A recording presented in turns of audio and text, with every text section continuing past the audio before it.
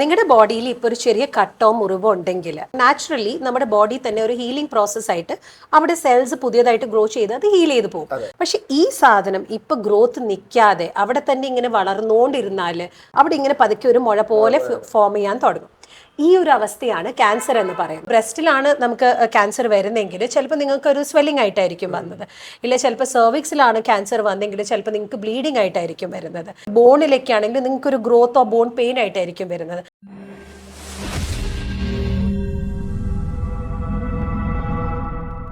Cancer എന്ന വാക്ക് എല്ലാവരെയും ഭയപ്പെടുത്തുന്ന ഒന്നാണ്.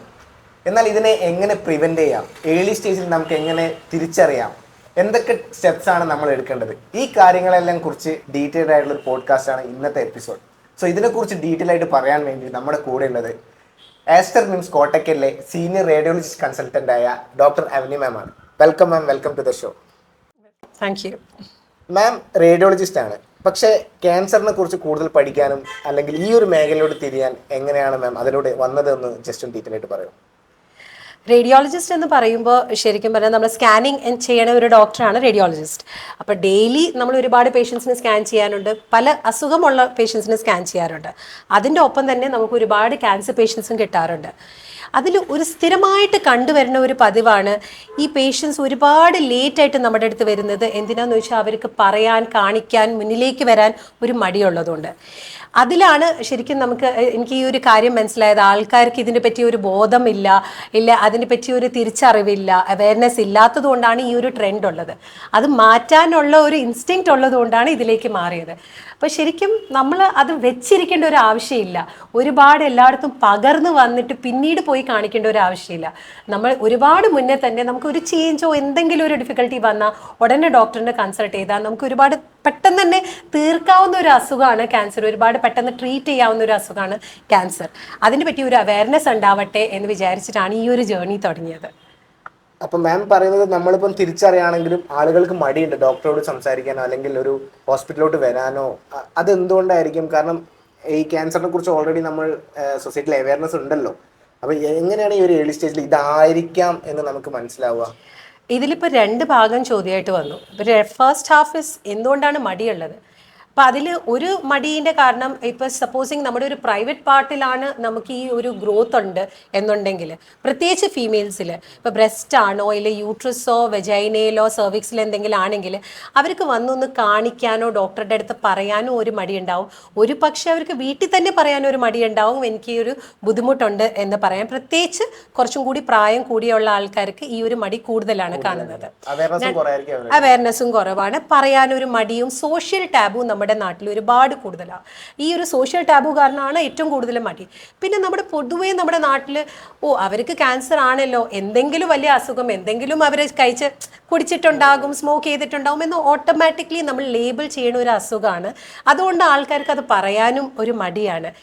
അതേപോലെ രണ്ടാമത്തെ ട്രെൻഡാണ്, നമ്മൾ എവിടെയെങ്കിലും പോയി കാണിച്ചാൽ അവർ ക്യാൻസർ ആണ് എന്ന് പറഞ്ഞാലോ.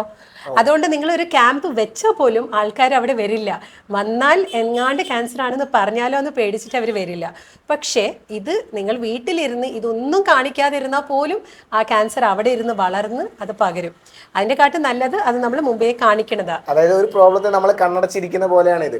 ഈവൻ ഡയബറ്റീസിന് പോലും ആൾക്കാർ ബ്ലഡ് ടെസ്റ്റ് ചെയ്യാൻ തയ്യാറില്ല. കാരണം വന്നു കഴിഞ്ഞാലോ പിന്നെ മരുന്ന് കുടിക്കേണ്ടി വരില്ല. പക്ഷേ അത് ശരിക്കും വലിയൊരു മണ്ടത്തിലാണ് അവർ ചെയ്യുന്നത് അല്ലേ. പ്രത്യേകിച്ച് ക്യാൻസർ പോലുള്ള കാര്യങ്ങളാകുമ്പോൾ ഏർലി സ്റ്റേജിൽ ഡിറ്റക്ട് ചെയ്യുമ്പോഴല്ലേ നമുക്കതിനെ അത് നമുക്ക് പ്രിവെന്റ് ചെയ്യാൻ പറ്റും, ട്രീറ്റ് ചെയ്യാൻ പറ്റും. ഏർലി സ്റ്റേജിൽ നമുക്ക് അതിനെ ട്രീറ്റ് ചെയ്യാൻ പറ്റുന്ന സ്ഥലത്ത് നമ്മളത് മടി കാരണോ ഇല്ലെങ്കിൽ നമ്മൾ തന്നെ ഒരു ഇനിബിഷനാണ്, അക്സെപ്റ്റ് ചെയ്യാൻ ഒരു ഇനിബിഷൻ ഉള്ളതുകൊണ്ട് നമ്മൾ അതിനെ അവോയ്ഡ് ചെയ്ത് അവസാനം അത് ട്രീറ്റ് ചെയ്യാൻ പറ്റാത്തൊരവസ്ഥയിൽ കൊണ്ടെത്തുമ്പോൾ ഇറ്റ് ഈസ് വെരി സാഡ്. അത് കാണുമ്പോൾ ഒരുപാട് മുന്നേ അവർക്ക് അറിയായിരുന്നു അവർക്ക് ഈ ഒരു മുഴയോ തടിപ്പുണ്ടായിരുന്നു, പക്ഷെ അത് വെച്ചിരുന്ന ഒരു 5-6 മാസം കഴിഞ്ഞിട്ട് വരുമ്പോഴേക്കും അത് എല്ലായിടത്തും പകർന്ന ഒരു അസുഖമാകുമ്പോൾ ഒന്നും ചെയ്യാൻ പറ്റാത്ത അവസ്ഥയിലാണ് അവസാനം വരിക. അത് കാണുമ്പോൾ ഭയങ്കര ഒരു സങ്കടമുള്ള കാര്യമാണ്. അതൊരിക്കലും നമ്മൾ വെച്ചിരിക്കേണ്ട ഒരു അസുഖമല്ല. അത് നമുക്ക് ഇപ്പോഴത്തെ ഓപ്ഷൻസിൽ ഒരുപാട് ട്രീറ്റ്മെന്റ് ഓപ്ഷൻസ് ഉണ്ട്. മാം, ഇപ്പം സിംറ്റംസ് വരുമ്പോൾ തന്നെ കാണിച്ചു കഴിഞ്ഞാൽ അതിനെ ഏർലി സ്റ്റേജിൽ തന്നെ പ്രിവെന്റ് ചെയ്യാം അല്ലെങ്കിൽ നമുക്ക് മനസ്സിലാക്കാന്ന് പറഞ്ഞു. ഒരുപാട് ടൈപ്പ് ക്യാൻസർ ഉണ്ടല്ലോ. അപ്പം ഏത് സിംറ്റംസ് എങ്ങനെ തിരിച്ചറിയാം? ആദ്യം ചോദിക്കട്ടെ, എത്ര ടൈപ്പ് ക്യാൻസേഴ്സ് ഉണ്ട് ഇപ്പം? അത് കുറച്ചൊരു ഡിഫിക്കൽട്ട് ക്വസ്റ്റ്യൻ ആണ്. കാരണം ശരിക്കും പറഞ്ഞാൽ അങ്ങനെ നമ്പർ എടുത്ത് പറയാനായിട്ട് നമുക്ക് പറയാൻ പറ്റില്ല. ശരിക്കും ക്യാൻസർ എന്താണെന്ന് ആദ്യം അറിയണതിന്. നിങ്ങളുടെ ബോഡിയിൽ ഇപ്പോൾ ഒരു ചെറിയ കട്ടോ മുറിവോ ഉണ്ടെങ്കിൽ ആ ഒരു കട്ടോ മുറിവ് നാച്ചുറലി നമ്മുടെ ബോഡി തന്നെ ഒരു ഹീലിംഗ് പ്രോസസ് ആയിട്ട് അവിടെ സെൽസ് പുതിയതായിട്ട് ഗ്രോ ചെയ്ത് അത് ഹീൽ ചെയ്ത് പോകും. കംപ്ലീറ്റ്ലി 2-3 ദിവസത്തിനുള്ളിൽ നമുക്ക് കാണാൻ കംപ്ലീറ്റ്ലി ഹീൽ ചെയ്ത്. പക്ഷെ ഈ സാധനം ഇപ്പൊ ഗ്രോത്ത് നിൽക്കാതെ അവിടെ തന്നെ ഇങ്ങനെ വളർന്നുകൊണ്ടിരുന്നാൽ എന്തായിരിക്കും അവസ്ഥ? അവിടെ ഇങ്ങനെ പതുക്കെ ഒരു മുഴ പോലെ ഫോം ചെയ്യാൻ തുടങ്ങും. ഈ ഒരു അവസ്ഥയാണ് ക്യാൻസർ എന്ന് പറയുന്നത്. എന്ന് വെച്ചാൽ അൺകൺട്രോൾഡ് ഗ്രോത്ത് വരുന്നതിനാണ് നമ്മൾ ക്യാൻസർ എന്ന് പറയുന്നത്. നമ്മുടെ ബോഡിക്ക് ഒരു മെക്കാനിസം ഉണ്ട് ടു റീജനറേറ്റ് സെൽസ്, പക്ഷെ അതിനറിയാം എപ്പോൾ സ്റ്റോപ്പ് ചെയ്യണം. ഈ ഒരു അവസ്ഥ മാറി എന്തെങ്കിലും ഒരു DNA-യിലോ എന്തെങ്കിലും ചേഞ്ചസ് വന്നത് പല കാരണങ്ങൾ കൊണ്ട് വരാം. ആ ചേഞ്ചസ് വന്നിട്ടുണ്ടെങ്കിൽ അതുകൊണ്ട് നമ്മുടെ ബോഡിയിൽ അൺകൺട്രോൾ ഗ്രോത്തിനാണ് നമ്മൾ ക്യാൻസർ എന്ന് പറയുന്നത്. ഇനി ഈ ക്യാൻസർ അവിടെ തന്നെയല്ല ഉണ്ടാവുക. ഈ ക്യാൻസർ ഏതൊരു ഓർഗനിലും വരാം. നമ്മുടെ ബോഡിയിലുള്ള ഏതൊരു ഓർഗനിലും നമുക്ക് ക്യാൻസർ വരാം. And it is not restricted to that place. ഇത് എവിടെ വേണമെങ്കിലും സ്പ്രെഡും ചെയ്യാം. ഇത് ചിലപ്പോൾ നിങ്ങളുടെ ലങ്സിലേക്ക്, ലിവറിലേക്ക്, ബോൺസിലേക്ക് പല സ്ഥലത്തും സ്പ്രെഡ് ചെയ്യാം. അപ്പം നിങ്ങൾക്ക് വരുന്ന ഒരു ബുദ്ധിമുട്ട്, നിങ്ങൾക്ക് വരുന്ന സിംറ്റംസ് വാട്ട് യു ആസ്റ്റ്, അത് ക്യാൻ ബി ബേസ്ഡ് ഓൺ എവിടെയായിരുന്നു തുടങ്ങിയത്, ഇല്ലെങ്കിൽ എവിടെയായിരുന്നു ഇത് പകർന്നത്. അപ്പൊ ഏതൊരു രീതിയിൽ ചിലപ്പോൾ ബ്രസ്റ്റിലാണ് നമുക്ക് ക്യാൻസർ വരുന്നെങ്കിൽ ചിലപ്പോൾ നിങ്ങൾക്ക് ഒരു സ്വെല്ലിംഗ് ആയിട്ടായിരിക്കും വന്നത്.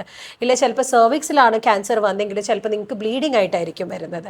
ഇല്ലേ ചിലപ്പോൾ ഒരു ബോണിലൊക്കെ ആണെങ്കിൽ നിങ്ങൾക്ക് ഒരു ഗ്രോത്ത് ഓഫ് ബോൺ പെയിൻ ആയിട്ടായിരിക്കും വരുന്നത്. അപ്പൊ ഏതൊരു ഓർഗനിലാണോ വരുന്നത് അതിൻ്റെ അനുസരിച്ചിട്ടായിരിക്കും നിങ്ങൾക്ക് സിംറ്റംസ് വരുന്നത്. ഇല്ലേ ഒരു പക്ഷേ ചില സമയത്ത് നമുക്ക് നേരെ ഓപ്പോസിറ്റ് പകർന്ന ഒരു ഓർഗനിന്റെ സിംറ്റംസ് വന്നിട്ട് നമ്മൾ ആദ്യം പകർന്ന സ്ഥലത്ത് നിന്നാണ് കണ്ടുപിടിച്ച് പിന്നീട് അതിനെ ഇൻവെസ്റ്റിഗേറ്റ് ചെയ്ത് പോകുമ്പോഴാണ് നമുക്ക് എവിടെയാണ് ഒറിജിനേറ്റ് ചെയ്തതെന്ന് കണ്ടുപിടിക്കുന്നത്. So symptoms is entirely based on ഏത് ഓർഗനിലാണ് ഈ സാധനം നമ്മൾ കാണുന്നത്. സൊല്യൂഷൻ എന്ന് പറയുകയാണെങ്കിൽ നമ്മൾ ഒബ്സർവ് ചെയ്തുകൊണ്ടിരിക്കണം. അതായത് നമ്മുടെ ബോഡിയിൽ എന്തെങ്കിലും ഒരു അൺയൂഷ്വൽ ചേഞ്ചസോ അല്ലെങ്കിൽ റിയാക്ഷൻസോ കാണുകയാണെങ്കിൽ നമ്മൾ ഒരു ഡോക്ടറെ കൺസൾട്ട് ചെയ്യുന്നത് നന്നായിരിക്കും. അതിന്റെ അർത്ഥം നമ്മൾ ഒരുപാട് ആൾക്കാർ കാണാറുണ്ട്. നമ്മൾ 2 കാറ്റഗറി ഓഫ് ആൾക്കാരാണ്. നമ്മൾ ആദ്യം പറഞ്ഞ പോലെ ഡിനയൽ ഉള്ള ആൾക്കാരുണ്ട്, നമുക്ക് വരില്ല, ഇല്ല നമുക്ക് ഇല്ല എന്ന് പറഞ്ഞ് നടക്കണ ഒരു കൂട്ടരുണ്ടെങ്കിലും മറ്റേ end of spectrum is when ഞങ്ങൾക്ക് എന്തെങ്കിലും ഉണ്ടോ എന്ന് പറഞ്ഞ് അപ്പം നടക്കുന്ന ആൾക്കാർ. അപ്പം നമ്മൾ ഇങ്ങനെ പറയുമ്പോൾ ഒരുപാട് ആങ്ഷ്യസ് ആവേണ്ട ആവശ്യമില്ല. നമുക്കിപ്പോൾ നോർമലായിട്ടും നമുക്ക് ചുമ വരാം, കാലുവേദന, കൈവേദന, പനി എല്ലാം നമുക്ക് നോർമലായിട്ടും വരാം, എബ്നോർമൽ ബ്ലീഡിങ് ഒക്കെ നമുക്ക് ഉണ്ടാകാം. പക്ഷെ ഏതൊരു അസുഖം ഉണ്ടെങ്കിലും അതിനൊരു എക്സ്പ്ലനേഷൻ. ഇപ്പം നിങ്ങൾക്ക് ഒരുപാട് ഹെവി വർക്ക് ചെയ്തിട്ടുണ്ടെങ്കിൽ ബോഡി പെയിൻ ഉണ്ടാവണമെന്ന് നാച്ചുറലാണ്. സോ അതിന് നമ്മൾ സ്ട്രെസ് അടിച്ചിട്ട് കാര്യമില്ല. പക്ഷെ നിങ്ങൾക്ക് അൺഎക്സ്പ്ലെയിൻഡ് ഒരു ബോഡി പെയിനോ ബോൺ പെയിനോ റിപ്പീറ്റഡ്ലി ഒരുപാട് ദിവസം എക്സ്റ്റെൻഡ് ചെയ്ത് പോകുന്ന ഒരു പെയിൻ, എക്സ്പ്ലെയിൻ ചെയ്യാൻ പറ്റാത്തൊരു പെയിൻ, മെഡിസിൻസ് കഴിച്ച് മാറാത്തൊരു അവസ്ഥ എന്ന് വരുമ്പോൾ എന്തായാലും നിങ്ങൾ ഡോക്ടറിനെ കൺസൾട്ട് ചെയ്തിട്ട് അത് ഫർദർ ഇവാലുവേറ്റ് ചെയ്ത് റൂൾ ഔട്ട് ചെയ്ത് നമുക്ക് ക്യാൻസർ ഇല്ല അങ്ങനത്തെ ഒരു അസുഖമല്ല എന്ന് ഉറപ്പ് വരുത്തിയാൽ പിന്നെ നമുക്ക് പ്രശ്നമില്ല. അതെ. So it is always good to rule it out rather than sit on it. അത് എപ്പോഴും റൂൾ ഔട്ട് ചെയ്യണം. ഇപ്പൊ മെയിൻലി ഇപ്പം കേരളത്തിലാണെങ്കിലും ഇന്ത്യയിൽ തന്നെ പൊതുവെ കണ്ടുവരുന്നതാണല്ലോ ഈ ബ്രസ്റ്റ് ക്യാൻസർ എന്ന് പറയുന്നത്. അതിന്റെ നമ്പേഴ്സ് വളരെ കൂടിയിട്ടുണ്ടല്ലോ. അപ്പം അത് എന്തുകൊണ്ടാണ് അങ്ങനെ വരാൻ, അതായത് ഈ ഒരു നമ്പേഴ്സ് കൂടാൻ കാരണം? പണ്ട് നമ്മൾ സ്ഥിരം പറഞ്ഞുകൊണ്ടിരുന്നതെന്ന് വെച്ചാൽ ബ്രസ്റ്റ് ക്യാൻസർ വെസ്റ്റേൺ കൾച്ചറിൽ മാത്രമുള്ള ഒരു അസുഖമാണ് എന്നാണ് പണ്ടത്തെ നമ്മുടെ ഒരു ധാരണ ഉണ്ടായിരുന്നത്. പക്ഷേ ഇപ്പോഴത്തെ ട്രെൻഡ് കണ്ടുവരുന്നത് ഇന്ത്യയിലും അൺഫോർച്ചുനേറ്റ്ലി ഓർ ഫോർച്ചുനേറ്റ്ലി നമ്മുടെ ആ വെസ്റ്റേൺ കൾച്ചർ ഒരുപാട് അഡോപ്റ്റ് ചെയ്തിട്ടുണ്ട്. പക്ഷെ നമ്മൾ ആ വെസ്റ്റേൺ ലൈഫ് സ്റ്റൈലാണ് അഡോപ്റ്റ് ചെയ്തിരിക്കുന്നത്. ആ വെസ്റ്റേൺ ലൈഫ് സ്റ്റൈലിൽ ഒരുപാട് റിച്ച് ഡയറ്റ്, ഒരു അധികം മൂവ്മെൻറ്റ് ഇല്ലാത്തൊരു life style, sedentary life style and ഒരുപാട് fast food, rich food, less of vegetables ഇതൊക്കെ കണ്ടുവരുമ്പോൾ ആ ഒരു ട്രെൻഡ് കാരണം ആൻഡ് ആൽക്കഹോൾ, സ്മോക്കിംഗ് ഇതെല്ലാം അഡീഷണൽ ഫാക്ടേഴ്സാണ്. ഈ എല്ലാ ഫാക്ടേഴ്സ് വരുന്നതുകൊണ്ട് നമുക്ക് റിസ്ക് ഓഫ് ബ്രസ്റ്റ് ക്യാൻസർ കൂടി. പക്ഷെ അതിൻ്റെ ഒപ്പം തന്നെ വെസ്റ്റിൽ വേറെ ഉള്ളൊരു കൾച്ചറാണ്. അവർ ഒരുപാട് സ്ക്രീൻ ചെയ്യും, അവർക്ക് ഒരുപാട് അവയർനെസ് കൊടുക്കുന്നുണ്ടും ഗവൺമെൻറ് എൻഫോഴ്സ്ഡ് ആയിട്ട് അവർക്ക് കമ്പൽസറി ആയിട്ട് സ്ക്രീനിങ് ചെയ്യുന്നുണ്ട്. അവർ ഒരുപാട് വേഗം ഈ ഡിസീസസ് പിക്ക് ചെയ്യുന്നുണ്ട്.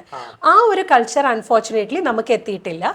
അതുകൊണ്ട് ഈ റിസ്ക് ഫാക്ടേഴ്സ് നമുക്ക് കൂടി ആൻഡ് നമുക്ക് ക്യാൻസറുടെ ഇൻസിഡൻസ് കൂടിയെങ്കിലും നമ്മളത് സ്ക്രീൻ ചെയ്ത് കണ്ടുപിടിക്കുന്നില്ല. ലൈഫ് സ്റ്റൈലിൽ വേണ്ടാത്ത കാര്യങ്ങളൊക്കെ എല്ലാം നമുക്ക് എത്തിയിട്ടുണ്ട്. അല്ലാത്ത കാര്യങ്ങൾ, വേണ്ട കാര്യങ്ങൾ നമ്മൾ എടുക്കുകയും ചെയ്തില്ല. എക്സാക്ട്ലി. പക്ഷെ എന്നാലും മാം ഈ വിമൻസിൽ ഇപ്പം ആൽക്കഹോൾ അല്ലെങ്കിൽ സ്മോക്കിംഗ് ഒക്കെ കുറവായിരിക്കില്ലേ? വൈ ഈ പറഞ്ഞ പോലെ ഡയറ്റോ അല്ലെങ്കിൽ എക്സസൈസ് ഇല്ലാത്തതോ ഇതൊക്കെ ഇതിന്റെ കാരണം? ഇതെല്ലാം കോൺട്രിബ്യൂട്ടറി കാരണങ്ങളാണ്. ഇപ്പോൾ ഈ ആൽക്കഹോളും സ്മോക്കിംഗ് ഇല്ല എന്ന് നമുക്ക് പറയാൻ പറ്റില്ല. Especially alcohol is coming up. പിന്നെ ഈ rich diet is A contributory factor. Fast food rich diet is A contributory factor. And lack of exercise or sedentary life style, movement ഇല്ലാത്തൊരു അവസ്ഥ, അതെല്ലാം കോൺട്രിബ്യൂട്ടറി ഫാക്ടേഴ്സ് ആണ് ഫോർ ദിസ്. ഇത് കാരണം നിങ്ങൾക്ക് cancer വരും എന്നല്ല, പക്ഷേ ഈ എക്സസൈസ് ചെയ്യാത്തവരോ ഡയറ്റ് ഫോളോ ചെയ്യാത്തവർ, ഹെൽത്തി ഡയറ്റ് ഫോളോ ചെയ്യാത്തവർ, അവർക്കൊക്കെ chances of getting different kinds breast cancer മാത്രമല്ല എല്ലാ ടൈപ്പ് ഓഫ് ഒരുവിധം എല്ലാ ടൈപ്പ് ഓഫ് ക്യാൻസേഴ്സിൻ്റെ റിസ്ക് അവർക്ക് കൂടുതലാണ്. സോ ആ ഒരു കൾച്ചർ നമ്മൾ ഒരുപാട് മാറ്റം, നമ്മൾ ഒരു റെഗുലർ എക്സസൈസസ് ചെയ്ത് നല്ല ഹെൽത്തി ഡയറ്റ് ഫോളോ ചെയ്താൽ തന്നെ നമുക്ക് റിസ്ക് ഫാക്ടേഴ്സ് ഒഴിവാക്കാൻ പറ്റും. പിന്നെ ഉള്ള ഈ മറ്റേ alcohol and all is a choice. Again ഈ പറഞ്ഞ കാര്യങ്ങളൊക്കെ നമ്മൾ ഡയറ്റ് ചെയ്യണോ, ഇല്ലെ ഹെൽത്തി ഡയറ്റ് എടുക്കണോ, ഇല്ലെ ഹെൽത്തി ലൈഫ് സ്റ്റൈൽ ജീവിക്കണോ, ഇല്ലെ എക്സസൈസ് ചെയ്യണോ, ഈസ് എ ചോയ്സ്. അപ്പോൾ it's a choice that you make whether you want to do it or not. Ma'am, ഇത് ചിലപ്പം ഒരു പൊട്ടത്തരമാവാം, ചോദിക്കുകയാണ്, മാനിൽ ഈ ബ്രസ്റ്റ് ക്യാൻസർ വരും? കാരണം നമ്മൾ വർക്കൗട്ട് ചെയ്യുന്ന ഈ മാൻ ബൂബ്സ് എന്നുള്ള ടോപ്പിക് ഉണ്ട്, അപ്പം മാനിൽ ഇത് വരാൻ ചാൻസ് ഉണ്ടോ?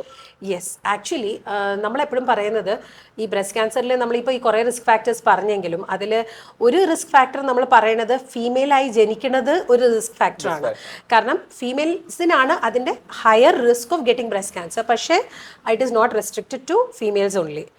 ഇപ്പൊ പ്രോസ്റ്റേറ്റ് ക്യാൻസർ പ്രോസ്റ്റേറ്റ് മെയിൽസിന് മാത്രം വരുള്ളൂ, കാരണം പ്രോസ്റ്റേറ്റ് മെയിൽസിന് മാത്രമേ ഉള്ളൂ. പക്ഷെ breast is something which is there in males and females. അതേപോലെ ഈ ബ്രസ്റ്റിന്റെ ക്യാൻസർ നമുക്ക് മെയിൽസിലും ഫീമെയിൽസിലും കാണാം. മെയിൽസിൽ ചാൻസസ് കുറച്ച് കുറവാണ്. അതുകൊണ്ട് തന്നെ ഈ നമ്മൾ പറയുന്ന കുറച്ച് ചേഞ്ചസ് ഉണ്ട്. നമ്മൾ ഇൻഫാക്ട് ഈ ഏർലി നമ്മൾ പിക്ക് ചെയ്യണം എന്ന് പറയുന്ന ചേഞ്ചസിൽ ഉള്ളതാണ് ഈ സ്വെല്ലിംഗ് ഫീൽ ചെയ്യുക, അല്ലെങ്കിൽ സ്കിന്നിൽ എന്തെങ്കിലും ചേഞ്ചസ് ഫീൽ ചെയ്യുക, സ്കിൻ ഉള്ളിലേക്ക് വലിഞ്ഞു പോവുക, നിപ്പിൾ ഉള്ളിലേക്ക് വലിഞ്ഞു പോവുക, നിപ്പിളിൽ കൂടി എന്തെങ്കിലും ഡിസ്ചാർജ്, എസ്പെഷ്യലി ബ്ലഡ് ഡിസ്ചാർജ്, ഇല്ലേ നമ്മുടെ കക്ഷത്തിൽ നമുക്ക് എന്തെങ്കിലും മുഴ പോലെ ഫീൽ ചെയ്യുക, ഈ ഒരു സൈൻസ് ഒക്കെ കാണുകയാണെങ്കിൽ എന്തായാലും നമ്മൾ ഡോക്ടറിനെ കൺസൾട്ട് ചെയ്യണം എന്നാണ് പറയുന്നത്. These are the symptoms which you will present with. അപ്പോൾ ഈ ചേഞ്ചസ് തന്നെ മെയിൽസിലും കാണാം. ഇൻഫാക്ട് മെയിൽസിൽ കുറച്ചും കൂടി വേഗം കാണാം, കാരണം ബ്രസ്റ്റ് ബൾക്ക് കുറവുള്ളതുകൊണ്ട് അവർക്ക് പെട്ടെന്ന് നമുക്കത് ഫീൽ ചെയ്ത്. പക്ഷേ മെയിൽസിലാണ്, ഫീമെയിൽസിൽ നമ്മൾ ഇനിബിഷൻ പറഞ്ഞെങ്കിലും മെയിൽസിൽ അതിൻ്റെക്കാട്ട് കൂടുതൽ ഇനിബിഷൻ ഉണ്ട്. കാരണം ബ്രസ്റ്റിൽ ഇതുണ്ട് എന്ന് പറഞ്ഞു പോവാൻ അവർക്ക് ഭയങ്കര മടിയാണ്. So even males should be aware that it is not exclusive for females. It can come to males and ഏതൊരാൾ ഫീമെയിലോ മെയിലോ എന്തായാലും കൺസൾട്ട് ചെയ്യേണ്ടതാണ്. മാം, ഇപ്പോൾ കുറച്ച് മുമ്പ് സ്ക്രീനിങ്ങിന്റെ കാര്യം പറഞ്ഞിട്ടുണ്ടായിരുന്നു. അപ്പം ഏർലി സ്റ്റേജിൽ ഇതും ഡിറ്റക്ട് ചെയ്യാന്ന് പറയുന്നത് എന്തൊക്കെയാണ്? ഈ സ്ക്രീനിങ് എന്ന് പറഞ്ഞാൽ ഒന്ന് ജസ്റ്റ് അതൊന്ന് എക്സ്പ്ലെയിൻ ചെയ്ത്.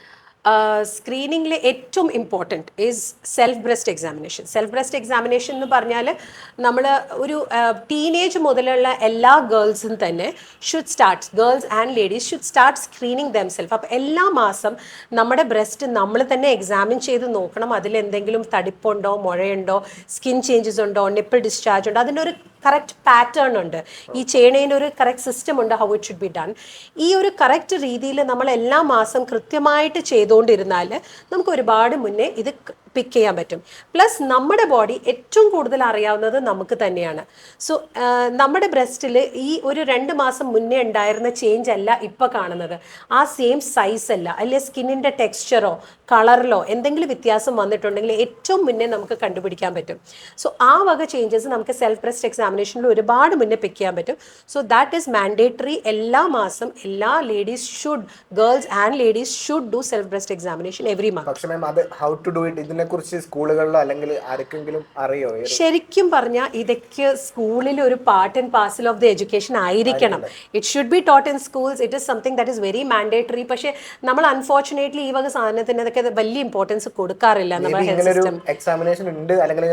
അറിയാവുന്ന എക്സാക്ട്ലി. പക്ഷേ അത് അറിയേണ്ടതാണ്. People should be aware of it. In fact നമ്മൾ അതിന് കുറേ ഡ്രൈവ്സ് ഒക്കെ നടത്താറുമുണ്ട്. ആൻഡ് ഐ തിങ്ക് ഇതിന്റെ ഈ ഒരു ഡിസ്കഷന്റെ പ്രിമൈസസിൽ പെടാത്തതുകൊണ്ട് I think we can post link separately for explaining how it is done. But that is something everybody has to do. All the ladies have to do. So, screening എങ്ങനെയാണ് ചെയ്യേണ്ടതുള്ള ഒരു വീഡിയോയുടെ link നമുക്ക് ഷെയർ ഡിസ്കഷൻ കൊടുക്കാം. And that is about what you do regularly. പക്ഷെ അത് കൂടാതെ നമുക്ക് mammogram എന്ന് പറയുന്ന ഒരു ടെസ്റ്റ് ഉണ്ട്. മാമോഗ്രാം എന്ന് പറഞ്ഞാൽ ശരിക്കും നമ്മൾ ബ്രസ്റ്റിന് സ്ക്രീൻ ചെയ്ത് നോക്കുകയാണ്. അപ്പോൾ ബ്രസ്റ്റിന് സ്ക്രീൻ ചെയ്ത് നമുക്ക് ഡയഗ്നോസ്റ്റിക് ആയിട്ട് നോക്കാം, സ്ക്രീനിങ് ആയിട്ട് നോക്കാം. എന്ന് വെച്ചാൽ മാമോഗ്രാമിൻ്റെ എക്സ്റേ എടുക്കുന്നതാണ് നമ്മൾ എക്സ്റേ മാമോഗ്രാം പറയുന്നത്. അതിൽ ഒരു തടിപ്പോ മുഴയോ വരണോ ഒരുപാട് മുന്നേ തന്നെ നമുക്ക് ഈ പറഞ്ഞ സാധനത്തിൽ പിക്ക് ചെയ്യാൻ പറ്റും. ചെറിയ മൈക്രോ കാൽസിഫിക്കേഷൻസ് എന്ന് പറയും. ഇങ്ങനെ പൗഡർ പോലത്തെ പൊടി പോലത്തെ ഒരു സാധനം നമുക്ക് കാണും. ഇല്ലേ നമുക്ക് ഒരു ടെക്സ്ചർ വ്യത്യാസത്തിലേക്ക് ഒരുപാട് വ്യത്യാസം നമുക്ക് ഏർലി പിക്ക് ചെയ്യാം. അപ്പം നമുക്കൊരു ബുദ്ധിമുട്ട് ഇല്ലാതെ തന്നെ 40 വയസ്സിൻ്റെ മുകളിലുള്ള സ്ത്രീകൾ എല്ലാ 1-2 കൊല്ലം കൂടുമ്പോൾ അവർ സ്ഥിരമായിട്ട് മാമോഗ്രാം ചെയ്യേണ്ടതാണ്. At least up to the age of 65. ഒരു 5 കൺസിക്യൂട്ടീവ് മാമോസിൽ നിങ്ങളുടെ നോർമൽ ആണ് എന്നുണ്ടെങ്കിൽ you can stop. But otherwise after 40 years, every 2 years you should get a mammogram done. 1 or 2 years apart എന്തായാലും മാമോഗ്രാം ചെയ്യേണ്ടതാണ്. ഈ ഒരു ടെസ്റ്റ് ഇവിടുത്തെ കേരളത്തിലെ നോർമൽ ഹോസ്പിറ്റൽസിൽ അവൈലബിൾ ആണ്. ഒരുമിക്ക എല്ലാ വലിയ ഹോസ്പിറ്റൽസിലും ഇത് അവൈലബിൾ ആണ്. അതൊരു എക്സ്ക്ലൂസീവോ ഒരു റെയർ ആയിട്ട് കാണുന്ന ഒരു ഇതല്ല. നമുക്ക് ഒരുവിധം എല്ലാ സ്ഥലത്തും തന്നെ കാണാൻ പറ്റുന്ന ഒരു സ്റ്റഡിയാണ്. ഒരുവിധം എല്ലാ ഹോസ്പിറ്റൽസിലും കേസ് പറഞ്ഞു ഇവിടെ. അത് എന്തെങ്കിലും പെർട്ടിക്കുലർ കാരണം കൊണ്ടാണ്? അതെ, കാരണം ഈ നമ്മൾക്ക് അറിയാലോ എക്സ്റേസിന് റേഡിയേഷൻ ഉണ്ട്. അപ്പൊ risk of getting a breast cancer is higher in age കൂടുന്നതനുസരിച്ച്. അപ്പൊ നമ്മള് യങ് ലേഡീസിലും കാണാറുണ്ട് കേട്ടോ. നമ്മൾക്ക് ഇപ്പോൾ 20 വയസ്സും 25 വയസ്സിലൊക്കെ കാണുന്നുണ്ട്. പക്ഷെ എന്നാലും ചാൻസസ് കുറവായതുകൊണ്ട് നമ്മൾ സ്ക്രീനിങ് ആയിട്ട്, കാരണം ഇത് അസുഖം ഇല്ലാത്ത ലേഡീസിനാണ് നമ്മൾ മാമോഗ്രാം പറയുന്നത് സ്ക്രീൻ ചെയ്യാനായിട്ട്. അപ്പം അങ്ങനത്തെ ലേഡീസിന് സ്ക്രീൻ ചെയ്യാനായിട്ട് അത്രയും തന്നെ റിസ്ക് ഇല്ലാത്ത ഏജ് ഗ്രൂപ്പിൽ അവോയ്ഡ് ചെയ്ത് നമ്മളത് 40 and above ലേഡീസിനാണ് പറയുന്നത്. അതേപോലെ ഇവരുടെ ബ്രസ്റ്റ് യങ്ങർ ഏജ് ഗ്രൂപ്പിൽ കുറച്ചും കൂടി ഡെൻസ് ആയിരിക്കും. അപ്പം മാമോഗ്രാമിൽ ശരിക്കും പറഞ്ഞാൽ നമ്മൾ ഈ വൈറ്റ് വാഷ് അടിച്ച പോലെ ഉണ്ടാവും, മൊത്തം ഒരു വൈറ്റ് കളറിലായിരിക്കും. അപ്പം നമുക്ക് കാണാനും കുറച്ച് ബുദ്ധിമുട്ടുണ്ടാവും. So it is preferred to do it above 40.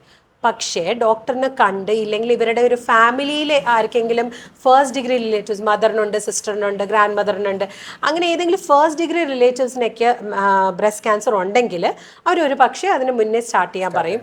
ഇല്ലെങ്കിൽ അവർക്ക് എന്തെങ്കിലും ഡോക്ടറിനെ കണ്ടിട്ട് എന്തെങ്കിലും ക്ലിനിക്കലി ഡൗട്ട് തോന്നിയിട്ടുണ്ടെങ്കിലും അവരോട് മാമോഗ്രാം എടുക്കാൻ പറയും. അതുപോലെ മാം 65 എന്ന ഏജും പറഞ്ഞിട്ടുണ്ടായിരുന്നു. കാരണം വീണ്ടും അത് കഴിഞ്ഞിട്ട് chances of getting breast cancer is lower.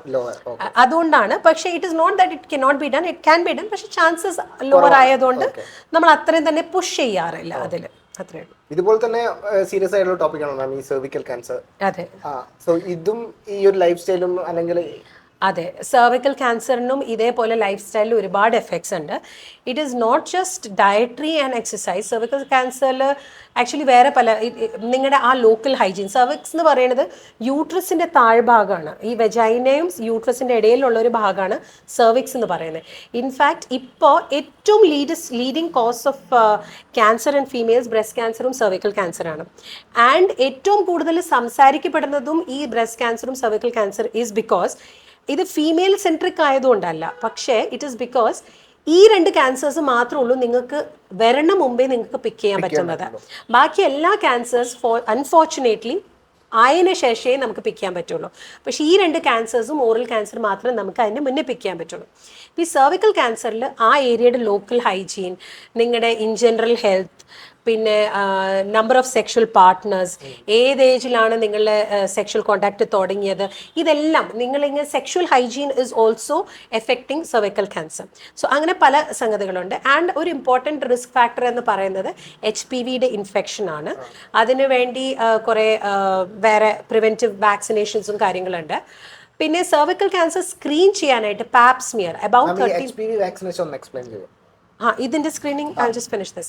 So 30-35 years കഴിഞ്ഞിട്ട് എല്ലാ married ladies are suppose to do a pap smear. Pap സ്മിയറിൽ സെർവിക്സിന് ജസ്റ്റ് ഒരു സ്വാബ് എടുത്തിട്ടാണ് ചെയ്യുന്നത്. അതിൽ പറഞ്ഞ പോലെ നമുക്ക് ഒരുപാട് മുന്നേ തന്നെ സെർവിക്കൽ ക്യാൻസറിൻ്റെ ചേഞ്ചസ് പിക്ക് ചെയ്യാൻ പറ്റും. സോ അങ്ങനെ വരുമ്പോൾ നമുക്ക് ഒരുപാട് മുന്നേ അത് ട്രീറ്റ് ചെയ്യാൻ പറ്റും. ആ ഏരിയയിൽ ഫോക്കൽ വരുന്ന സമയത്ത് തന്നെ നമുക്ക് അതിൻ്റെ ചേഞ്ചസ് പിക്ക് ചെയ്യാൻ പറ്റും. അതാണ് ഞാൻ പറഞ്ഞത്, നമുക്ക് മുന്നേ പിക്ക് ചെയ്ത് അവോയ്ഡ് ചെയ്തോ ട്രീറ്റ് ചെയ്യാൻ പറ്റുന്ന ഒരു ക്യാൻസർ ആണത്. പിന്നെ coming to HPV vaccination. HPV vaccination ശരിക്കും ഈ ഹ്യൂമൻ പാപ്പിലോമ വൈറസിന് കുറേ ടൈപ്പ് വേരിയൻറ്റ്സ് ഉണ്ട്. എല്ലാ ടൈപ്പും നമുക്ക് പ്രശ്നങ്ങളല്ല. ഈ ചിലപ്പോൾ ഇവിടെ കഴുത്തും മുഖത്തേക്ക് നമുക്ക് ചെറിയ വാട്ട് സ്കിൻ ടാഗ്സ് പോലെ കാണാറുണ്ട്. അതൊക്കെ HPV വാക്സിനേഷൻ തന്നെയാണ്. പക്ഷേ HPVയുടെ ഇൻഫെക്ഷൻ തന്നെയാണ്. പക്ഷേ എല്ലാ HPV പ്രോബ്ലം കോസ് ചെയ്യില്ല. അതിനൊരു പ്രത്യേക തരം ഒരു വേരിയൻറ്റ് ഉണ്ട്. ആ ഒരു വേരിയൻറ്റ് വൈറസ് കാരണം വരുന്ന ഇൻഫെക്ഷൻസിൽ നമുക്ക് ഇപ്പോഴൊന്നുമല്ല, പക്ഷെ ഫ്യൂച്ചറിൽ നമുക്ക് അത് കാരണം വരാൻ പറ്റുന്ന 9-10 ടൈപ്പ് ക്യാൻസേഴ്സ് ഉണ്ട്. അതിൽ ഏറ്റവും കോമണസ്റ്റ് ആണ് സെർവിക്കൽ ക്യാൻസർ. അതുകൂടാതെ നമുക്ക് vulvar cancer, vaginal cancer, head and നെക്കിൻ്റെ ക്യാൻസർ, മൗത്തിൻ്റെ ക്യാൻസർ, മെയിൽസിൽ പീനൈൽ ക്യാൻസർ, ഏനൽ ക്യാൻസർ, അങ്ങനെ പല ക്യാൻസേഴ്സ് വരാം. അപ്പോൾ ഇൻഫാക്ട് WHO ഇപ്പോൾ ഒരുപാട് പുഷ് ചെയ്യുന്ന ഒരു വാക്സിനേഷനാണ് HPV വാക്സിനേഷൻ. കാരണം it has been proven that HPVയുടെ കാരണം വരുന്ന ക്യാൻസേഴ്സിന് ആ ഒരു കോസ് ഒഴിവാക്കാൻ പറ്റിയ ഒരു നല്ല മെത്തേഡാണ് HPVയുടെ വാക്സിനേഷൻ. ഇത് എല്ലാവർക്കും എടുക്കാൻ പറ്റും? ശരിക്കും അത് റെക്കമെൻഡേഷൻ പറയുന്നത് 9 to 14 ഇയേഴ്സിൻ്റെ ഉള്ളിലാണ്, ഏജിലാണ് അവർ പറയുന്നത്. It is for males and females. പക്ഷേ അതിന് കോസ്റ്റ് കുറച്ചുണ്ട്, പ്ലസ് അവൈലബിലിറ്റി കുറവുള്ളതുകൊണ്ട് അത് കൂടുതൽ ഫീമെയിൽസിലാണ് പുഷ് ചെയ്യുന്നത്. കാരണം മെയിൽസിൽ സെർവിക്കൽ ക്യാൻസർ ആണ് കൂടുതൽ റിസ്ക് ഉള്ളതുകൊണ്ട് ഫീമെയിൽസിന് അധികം കൊടുക്കുന്നു. പക്ഷേ മെയിൽസിനും ഇത് കൊടുക്കാം. ഇൻഫാക്ട് എൻ്റെ മക്കൾക്കൊക്കെ ഞാൻ കൊടുത്തിട്ടുണ്ട്. That is because there are many cancers which can be cost. ഈ ഓരോ ജെനിറ്റൽ എന്ന് വെച്ചാൽ വയലിലും തൊണ്ടയിലും ആ പ്രൈവറ്റ് പാർട്സിൽ മെയിൽസ് ആൻഡ് ഫീമെയിൽസിൽ വരാവുന്ന ക്യാൻസേഴ്സിനൊക്കെ പ്രിവെൻറ്റ് ചെയ്യാവുന്ന ഒരിതാണ്. 9 to 14 ഇയേഴ്സ് എന്ന് നമ്മൾ പറഞ്ഞാലും നമുക്ക് even up to 25 and even up to 45 years നമ്മളത് കൊടുക്കാൻ സാധ്യതയുണ്ട്. സോ നമ്മൾ ഇൻഫാക്ട് ഇപ്പോൾ ഒരു അഗ്രസീവ് ഡ്രൈവ് നടത്തുന്നുണ്ട് വിത്ത് ദ ഹെൽത്ത് മിനിസ്ട്രി. നമ്മളൊരു അഗ്രസീവ് ഡ്രൈവ് നടത്തുന്നുണ്ട് were V are giving HPV vaccination for more than 2000 കുട്ടികൾക്ക് നമ്മൾ കൊടുക്കുന്നുണ്ട്. It is with the intent that നമ്മൾ അവർ ഇത്രയും കുട്ടികളെ പ്രൊട്ടക്റ്റ് ചെയ്യുന്നു, പ്ലസ് അത്രയും വാക്സിനേഷൻ കൊടുത്തുകൊണ്ട് കുറേ ആൾക്കാരത് കേട്ടെങ്കിലും അവരുടെ മക്കൾക്ക് അത് കൊടുക്കാൻ തുടങ്ങും. കാരണം ഇതൊരു മാൻഡേറ്ററി വാക്സിനേഷൻ ഗവൺമെന്റിന്റെ റൂളിംഗിൽ അല്ലാത്തതുകൊണ്ട് ഇതൊരു ഓപ്ഷണൽ വാക്സിൻ ആണ്. അപ്പൊ ആൾക്കാർക്ക് അതിന്റെ ഇമ്പോർട്ടൻസ് അതുകൊണ്ട് അറിയില്ല. മാം, ഇതിന് തൊട്ടുമുമ്പേ പറഞ്ഞത് ഈ ഹൈജീനെ കുറിച്ചിട്ട്. കാരണം അൺഹൈജീനിക് ആയിട്ട് ലൈഫ് സ്റ്റൈലും ഇത്തരത്തിൽ ക്യാൻസറിന്റെ കാര്യങ്ങളൊക്കെ കൂടുതലാണ്. അപ്പം ഇത്തരം അവയർനെസ് കാര്യങ്ങളൊന്നും ഒന്നും സ്കൂളിൽ കൊടുക്കുന്നില്ല. അല്ലെങ്കിൽ പേരൻസും ചിലപ്പോൾ അറിഞ്ഞാലും മക്കളോട് പറയാൻ അല്ലെങ്കിൽ കുട്ടികളോട് ഷെയർ ചെയ്യാനും മടി. അപ്പം ഇതിനൊക്കെ എന്തായിരിക്കും മാം ഒരു സൊല്യൂഷൻ? എങ്ങനെയാണ് നമ്മളിത് ആളുകളിലേക്ക് എത്തിക്കുക? അതാണ് വൺ ഓഫ് ദ തിങ്സ് നിങ്ങളിപ്പോൾ ചോദിച്ചില്ലേ, ഞാൻ റേഡിയോളജിസ്റ്റ് എങ്ങനെ ഇതിലേക്ക് മാറിയതിൻ്റെ ഒരു main reason was that I was hoping that ഞാനല്ല, ഒരുപാട് ആൾക്കാർ ആർ ഹോപ്പിംഗ് ദാറ്റ് നമുക്ക് ഈ സൊസൈറ്റിയിൽ ഈ ഒരു ചേഞ്ച് വരുത്താൻ പറ്റും. നമ്മളിപ്പോൾ ബ്രസ്റ്റ് എന്ന് പറയുമ്പോഴോ ഇല്ലേ പീരിയഡ്സ് എന്ന് പറയുമ്പോഴോ ഇല്ലേ സെക്സ് എന്ന് പറയുമ്പോഴോ ഇല്ലേ ഡിസ്ചാർജ് എന്ന് പറയുമ്പോൾ ഒക്കെ നമുക്കൊരു മടിയാണ്. എസ്പെഷ്യലി ഫീമെയിൽസിൽ. ഇപ്പം മെയിൽസ് ആണെങ്കിലും അവരെ പീനിസോ സ്ക്രോട്ടമോ ടെസ്റ്റിസ് എന്നൊക്കെ പറയാൻ അവർക്കൊരു മടിയാണ്. ഇൻഫാക്ട് ഞാൻ സ്കൂൾസിൽ ഗൈനക് അവയർനെസ് ക്ലാസ് എടുക്കാൻ പോകുമ്പോൾ ഞാൻ സംസാരിക്കുമ്പോൾ I have seen the inhibition on ആൾക്കാരുടെ മുഖത്ത്, ആ ഒരു കുട്ടികളുടെ മുഖത്ത് ആ ഒരു ഇനിബിഷൻ കണ്ടിട്ടുണ്ട്. ആ ഒരു കൾച്ചർ മാറ്റി കൊണ്ടുവന്നാൽ നമ്മുടെ ഒരുപാട് ചേഞ്ചസ് വരും. കാരണം ഇപ്പോഴത്തെ അവസ്ഥയിൽ പേരൻസിന്, ഇപ്പോഴത്തെ ജനറേഷൻ മാറുകയാണ് ആക്ച്വലി, പേരൻസിന് കുട്ടികളോട് സംസാരിക്കാൻ മടി. പക്ഷെ നമ്മൾ അവരോട് സേഫ് പ്രാക്ടീസസ് എന്താണെന്നും സേഫ്റ്റി എന്താണെന്നും എങ്ങനെയാണ് നമ്മൾ ശരിക്കും we should maintain our own hygiene എന്നൊക്കെ നമ്മൾ അവരെ പഠിപ്പിച്ചാൽ അവർ ഏതൊരു തെറ്റായ രീതിയിൽ പഠിക്കില്ല, അല്ലെങ്കിൽ ഒരു അബദ്ധം ഉണ്ടായതിനു ശേഷം പഠിക്കില്ല, ഇല്ലെങ്കിൽ ഇതേപോലത്തെ കുറേ അസുഖങ്ങൾ നമുക്ക് അവോയ്ഡ് ചെയ്യാൻ പറ്റും. പക്ഷെ അതിന് മാറേണ്ടത് നമ്മുടെ സോഷ്യൽ ടാബുവാണ്, നമ്മുടെ ഒരു സോഷ്യൽ കൾച്ചറാണ് അതിന് മെയിൻലി മാറേണ്ടത്. ആൻഡ് ആ മൂവിന് നമ്മൾ ഓരോരാൾ ചേഞ്ച് വരുത്താൻ ശ്രമിച്ചാൽ നമ്മുടെ വീട്ടിൽ നമ്മുടെ ഫാമിലിയും ഫ്രണ്ട്സിൻ്റെ ഉള്ളിൽ നമ്മളൊരു circle of social openness way you can talk about your diseases, your problems എന്നൊരു സർക്കിൾ നമ്മൾ ഉണ്ടാക്കിയാൽ we can prevent a lot of problems for our future generations at least. സൊസൈറ്റിയിൽ ഒരു ചേഞ്ചസ് കൊണ്ടുവരണമെങ്കിൽ ആദ്യം നമ്മളിൽ നിന്ന് തുടങ്ങണം. Exactly. നമ്മുടെ വീടുകളിൽ നിന്ന് തുടങ്ങണം ഈ ഒരു കാര്യം. ഇപ്പം മാം ഒരു എന്താ പറയാ, അത് കൺക്ലൂഡ് ചെയ്തിട്ട് പറയുകയാണെങ്കിൽ ഇപ്പം ഒരു ക്യാൻസറിനെ എങ്ങനെ പ്രിവെന്റ് ചെയ്യാം, ഒരു എന്താ പറയാ, ഒരു സിംഗിൾ ലൈനിൽ പറയുകയാണെങ്കിൽ എന്തൊക്കെ മെഷേഴ്സ് ആയിരിക്കും എടുക്കേണ്ടത്? ഒരു സിംഗർ മന്ത്ര എന്ന് പറഞ്ഞാൽ for cancer prevention or awareness would be, first thing you have to be aware. Be aware of it. Screen yourself. Make sure when you can live, you should opt for a healthy lifestyle. Make sure you always consult in time. Make sure you provide a listening ear to anybody who needs it, നിങ്ങളുടെ family or anybody around you. And wherever it is applicable, get your self vaccinated. അത് ചിലപ്പോൾ HPV ആകാം, hepatitis B ആകാം. wherever it is applicable, get yourself vaccinated. So if you follow these things in general, നമുക്ക് completely avoid ചെയ്യാൻ പറ്റുന്ന ഞാൻ പറയുന്നില്ല, പക്ഷേ definitely these are the ground rules for preventing or being aware about cancer. Actually നമ്മൾ observe ചെയ്യാൻ പഠിക്കണം, നമ്മുടെ ശരീരം എന്താണ് എന്നുള്ളത് നമ്മൾ ആദ്യം ഒബ്സർവ് ചെയ്യണം. ഓരോ ചേഞ്ചസും ഈ പറഞ്ഞതുപോലെ ഒരു മടി കാരണം എങ്ങനെ ചോദിക്കും എന്നുള്ള മടിയൊന്നും ഇല്ലാതെ നമ്മളൊരു ഡോക്ടറെ കൺസൾട്ട് ചെയ്ത് കാണിക്കാൻ പറ്റണം. സോ ഇതിനെക്കുറിച്ചുള്ള അവയർനെസ് കൂടുതൽ ഞങ്ങൾക്ക് കൊണ്ടുവരാൻ പറ്റട്ടെ. സോ ഇത്രയുമാണ് ഇന്നത്തെ episode. Thank you ma'am. Thank you so much. Thank you.